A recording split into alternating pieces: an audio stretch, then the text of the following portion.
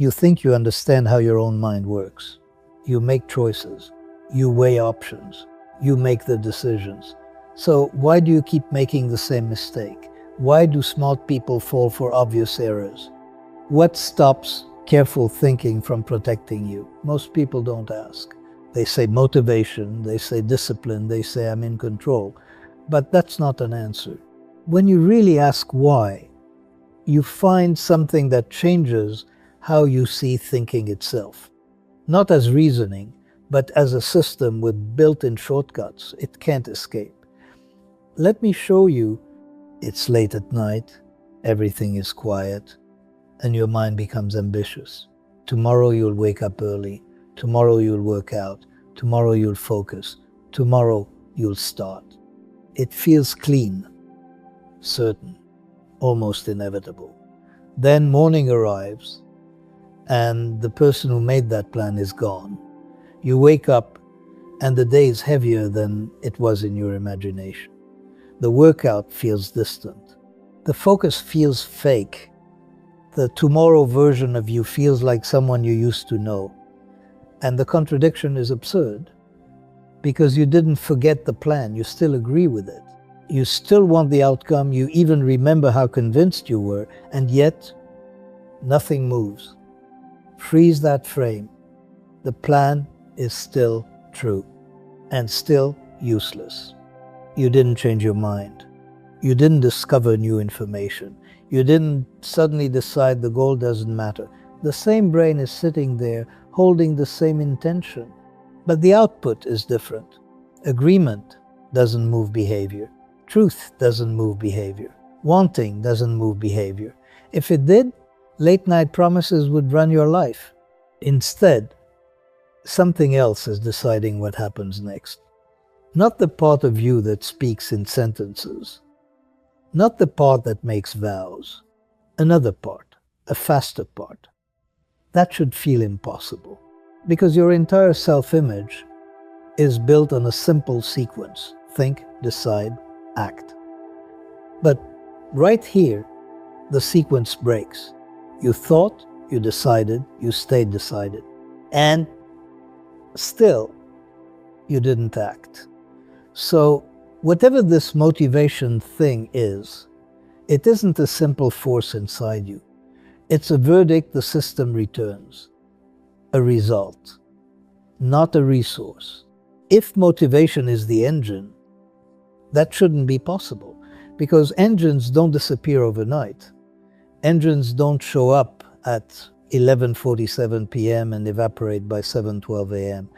Engines don't turn on for meaningless things and shut off for important ones. And that's the first crack in the story. Most people carry a simple model of motivation. Motivation is fuel.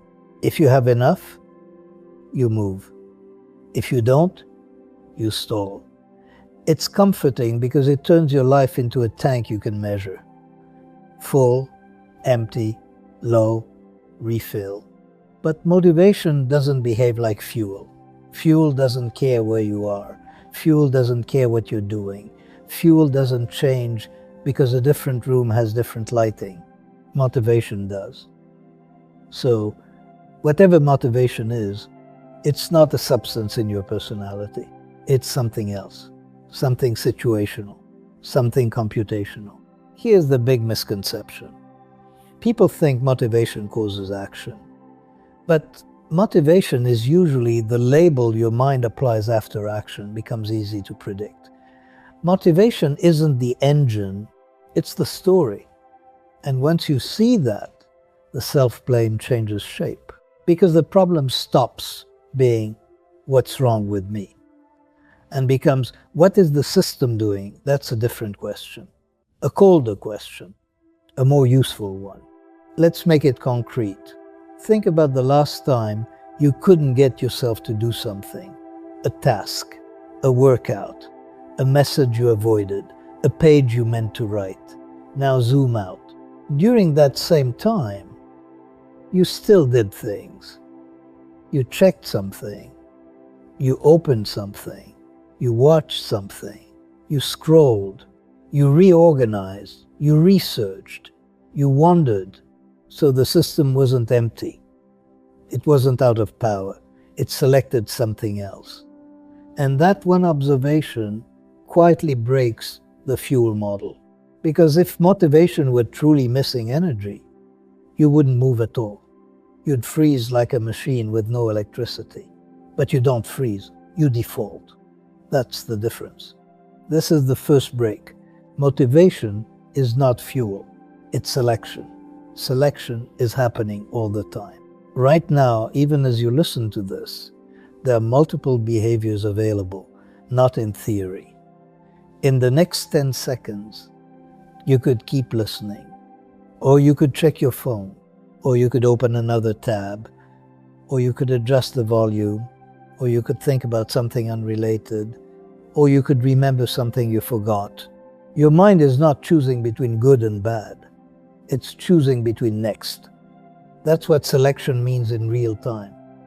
It picks what becomes next. And selection is comparative. It's not asking which option matters most.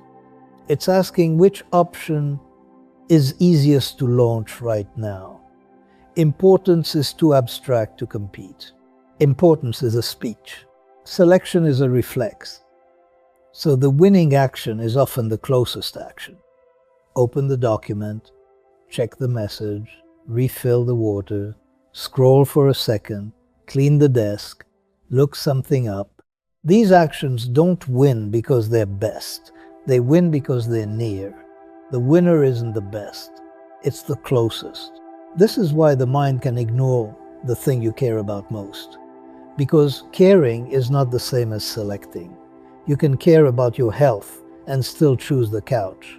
You can care about your future and still choose the easiest present. You can care about someone and still delay the reply.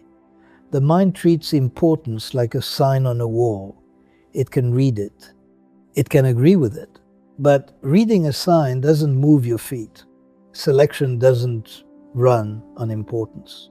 It runs on what feels available. What's available is what the system can see clearly right now, with minimal uncertainty. That's why I'll just do one small thing first, is such a reliable detour. Because the small thing is clear. It has edges, it has a finish line. The important thing is often foggy. No edges, no finish line, just a vague demand called work on it. So the mind selects the clear object. That's why you can spend 20 minutes getting ready to start. The system isn't being childish. It's doing what it always does. It picks the action with the cleanest next step. And the moment you accept that, motivation starts looking less like a trait and more like a property of the options in front of you. Not what you value. What you can launch, once an action wins, the rest of the system rearranges around it. The winner feels like what you wanted, the loser feels like what you couldn't do, then the narrator arrives and explains the outcome. That narrator voice feels like you. It speaks in first person, it uses reasons, it sounds responsible, so you experience the selection as a personal failure. But the machine isn't moral, it's economical. It's doing comparisons, not judgments. Here's a rhythm reset. If motivation were fuel, wanting would be enough. But wanting isn't enough. Ever. Not reliably. You can sit there with a clear understanding of what matters and still not begin. And the strangest part is that you're not confused about what to do. You're confused about why you aren't doing what you already decided. That confusion is the clue, because it means your mental model is predicting outcomes that reality refuses to produce. The model says, decide, act. Reality says, decide, drift. So the model is wrong. Now here's the reversal. Your mind is not a command system, it's a prediction system. It's constantly forecasting what will happen next and selecting the cheapest path with the clearest reward. Thinking feels like steering. But much of the time it's forecasting. Then narrating. That's why plans feel powerful and still lose. Plans are not commands, they're simulations. And simulations can be wrong. Look at the night plan again. At night, the future is frictionless. No stress, no interruptions, no competing signals, no cost in the body. So your mind runs a clean simulation. Tomorrow will be simple, morning arrives and the cost becomes real, time exists, fatigue exists, distraction exists, other people exist. So the forecast changes. Not because you betrayed yourself, because the system recalculated. But wait, you did decide. You meant it. You felt it. You were sincere. So why doesn't sincerity hold the wheel? Because decisions aren't stored like orders. They're stored like memories. And memories don't move you.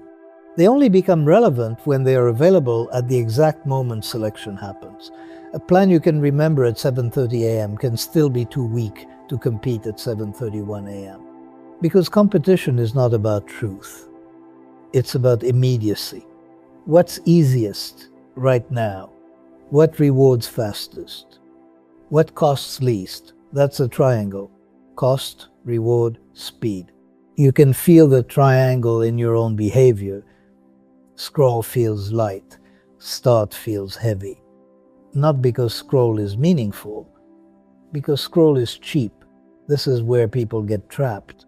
They think I need motivation means I need more desire. But desire is not what's missing. What's missing is a winning bid. And a winning bid is not a moral achievement. It's a structural outcome. Here's another rhythm reset. Notice how little it takes to flip you. One notification, one suggestion, one tiny cue. You pick up your phone for one thing. One. Then you look up again and 10 minutes are gone. Not a little gone. Cleanly erased. You didn't choose 10 minutes. You didn't even notice 10 minutes. So something selected for you.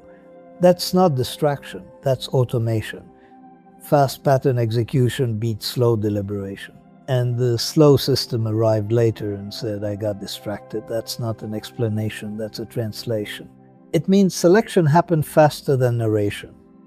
Now, let's move the same mechanism into a different domain. There's a message you haven't replied to, you know the one. It could take 12 seconds, maybe 30. A short sentence, a simple response. You don't need genius, you don't need courage, you don't need a new personality, and yet it sits there for days. Not because it's hard, because it's unclear. The first step isn't effort, it's ambiguity. What do you say? What will they think? What happens after you send it? Will it create another obligation? So the mind inflates the predicted cost, not the actual cost, the predicted cost. 12 seconds turns into a fog, a cloud of possible outcomes. And selection avoids fog. It doesn't fear work, it fears uncertainty. So instead, the system defaults to cleaner moves. Scroll. Check something else. Do a productive task that has no consequences. You're not avoiding effort. You're avoiding an unclear future. And the longer you avoid it, the stranger it gets. Now the message isn't 12 seconds. Now it's identity. Now it's, why didn't I respond earlier? Now it's a story. And the selection system did that by doing what it always does. It chose the nearest next action and let the narrator clean up the consequences. And this is why procrastination often disguises itself as productivity. You avoid the one message, and suddenly you're doing useful things.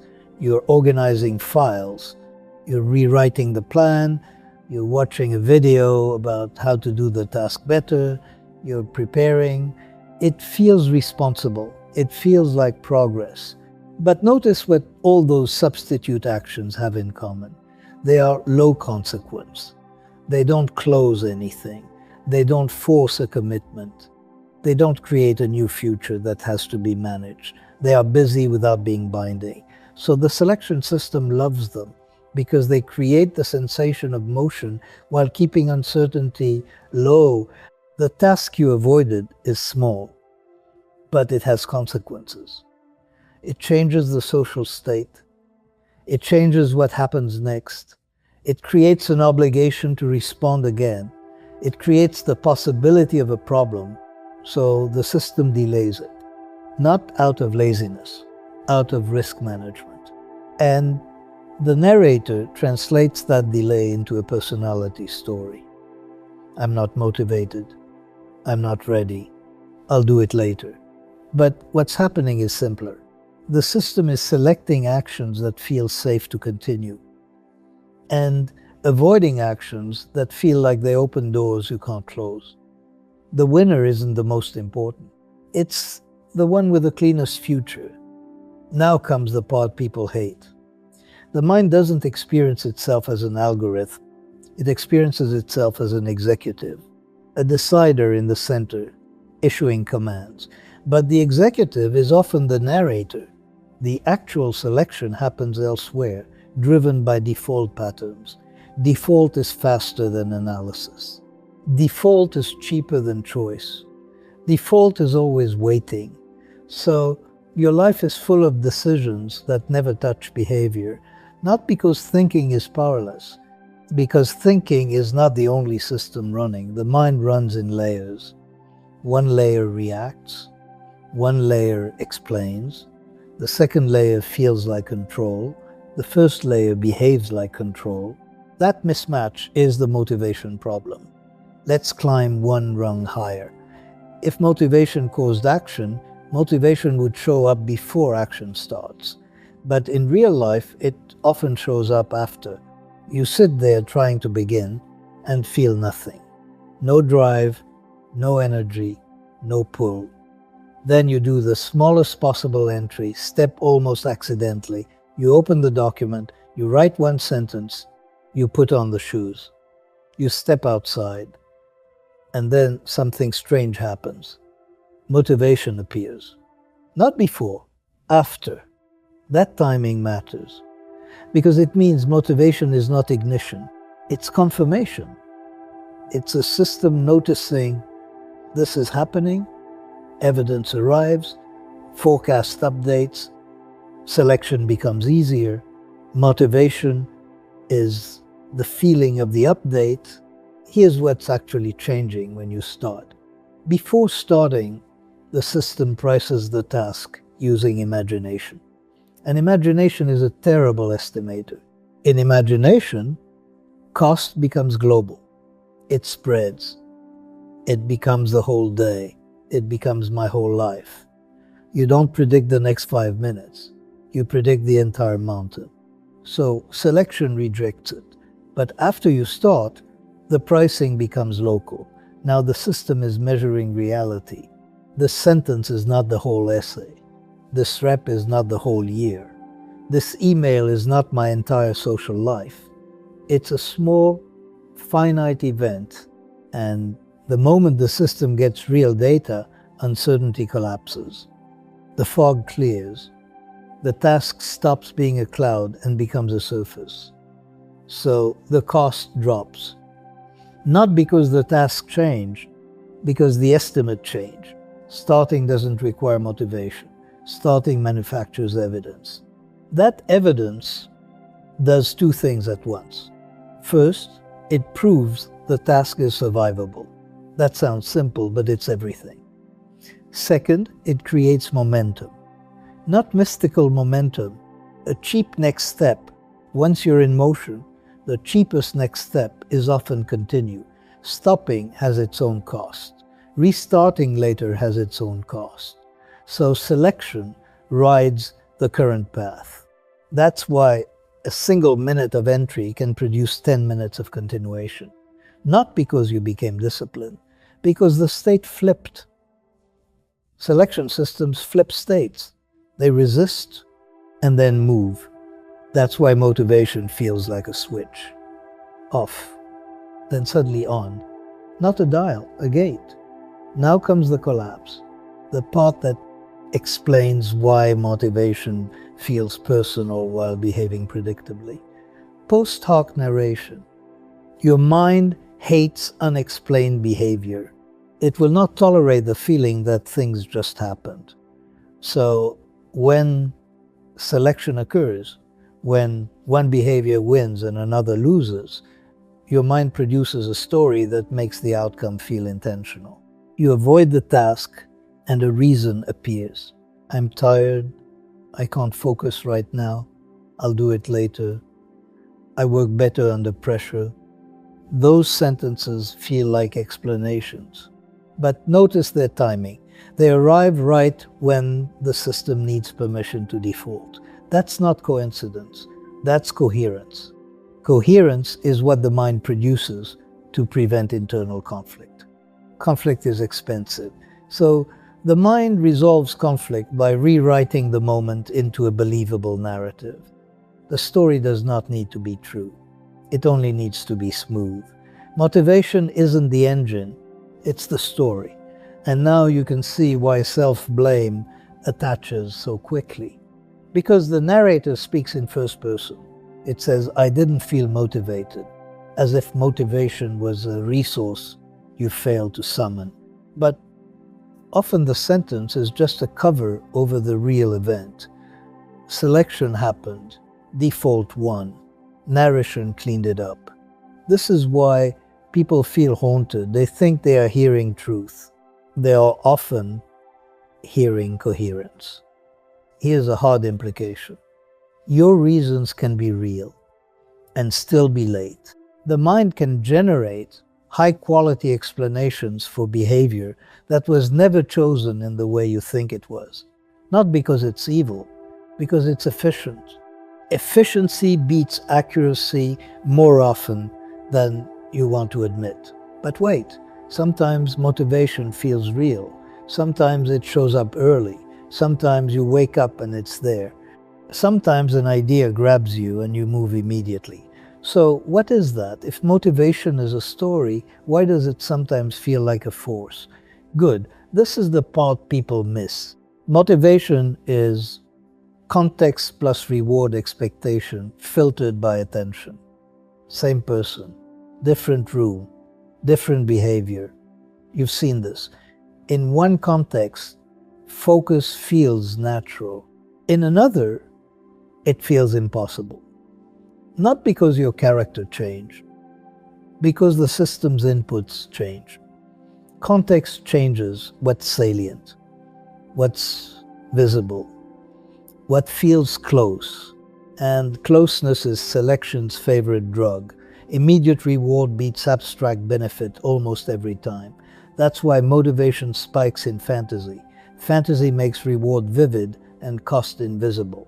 Reality makes cost visible and reward delayed. So the gate flips. Motivation is a dashboard light, not a furnace. You can see context doing this in the simplest way.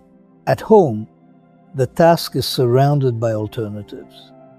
The kitchen is there, the bed is there, the phone is there. Every object is a competing bid. In a different place, those bids vanish. There's less to select from. So the same action stops competing and starts winning. That's why people can be motivated in one environment and inert in another.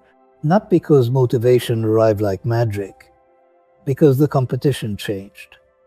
And it's why motivation often returns the moment someone else is present.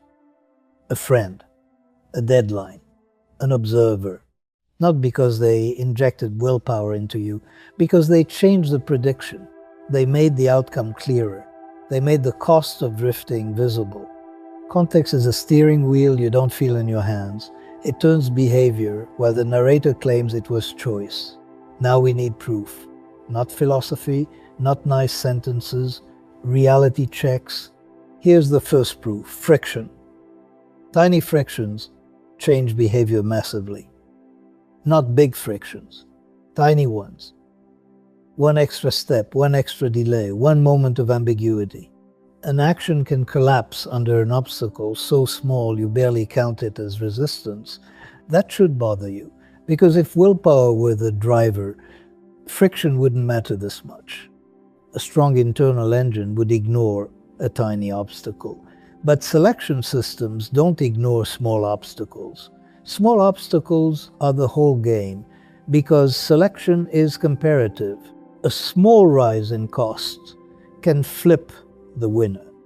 That's why the same person can feel motivated one day and inert the next, even when nothing dramatic happened. A small change happened. A cue disappeared. A friction appeared. A reward became less vivid. And the gate flipped. Stop and zoom out.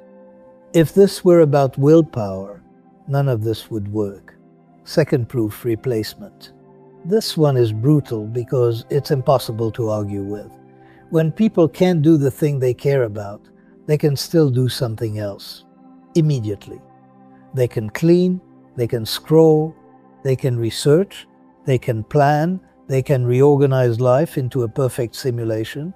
So the system is not empty. It is not depleted. It is selecting, and that means I don't have motivation, is usually not a statement about energy. It's a statement about which behavior is winning. Once you see that, the question changes. It stops being, where is my motivation? And becomes, why is this selection winning right now? Here's the third proof, and it's the quietest one. Prediction error. Think about a task you've avoided for hours, not because it's huge, because it feels huge. A 5-minute email, a 2-minute call, a simple form, it sits in your mind like a boulder. Then, eventually, it happens. You do it.